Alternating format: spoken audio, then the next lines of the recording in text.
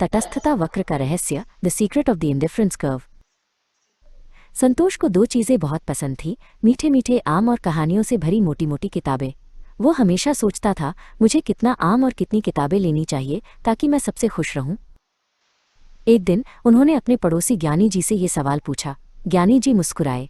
उन्होंने कहा, तुम्हारी खुशी को समझने के लिए हमें तटस्थता वक्र, इंडिफरेंस कर्व बनाना होगा। ज्ञानी जी ने एक बड़ा सा ग्राफ बनाया। देखो, उन्होंने समझाया, इस खड़ी लाइन पर हम आम मैंगोज रखेंगे और इस लेटी लाइन पर किताबें बुक्स रखेंगे। ये तुम्हारी पसंद की दुनिया का नक्शा है।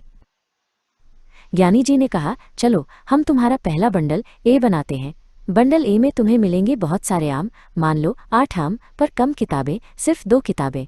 तुम्हें कितनी खुशी मिली? संतोष ने कहा, बहुत। अब ज्ञानी जी ने पूछा, अगर मैं तुम्हें कम आम दूं, मान लो 3 आम, पर ज्यादा किताबें 7 किताबें दूं, तो क्या तुम बंडल बी से उतने ही खुश रहोगे जितना बंडल ए से? संतोष ने थोड़ा सोचा। हाँ, उसने कहा, किताबें और आम का संतुलन लगभग बराबर है।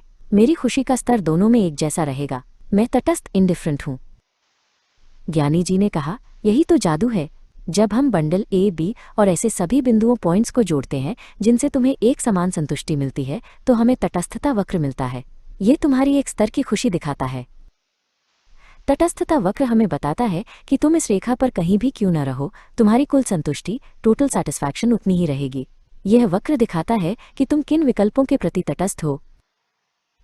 पहली बात, ज्ञानी जी बोले, ये वक्र हमेशा नीचे की ओर झुका होता है। क्यों? क्योंकि अगर तुम एक चीज़ किताबें ज़्यादा लेते हो तो तुम्हें दूसरी चीज़ आम ज़रूर कम करनी पड़ेगी ताकि खुशी का स्तर एक ही रहे।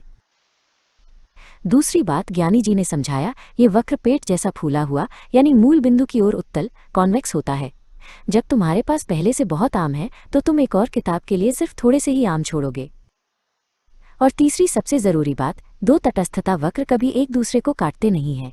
अगर वे काटते तो इसका मतलब होता कि ज़्यादा संतुष्टि और कम संतुष्टि एक ही है, जो असंभव है।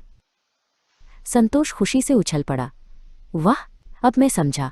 तटस्थता वक्र मेरी पसंद की अलग अलग दुनिया को दिखाता है, जहां हर पसंद उतनी ही मीठी है। ज्ञानी जी ने हंसकर उसे आशीर्वाद दिया।